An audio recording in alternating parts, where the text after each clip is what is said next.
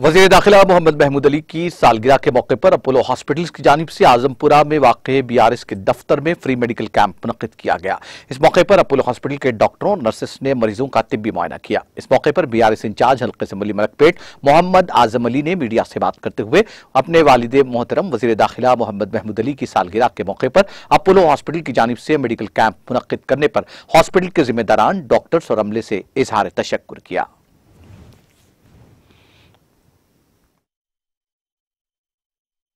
Yashoda Hospital have sent a good doctors team over here on the occasion of the birthday of Honorable Home Minister.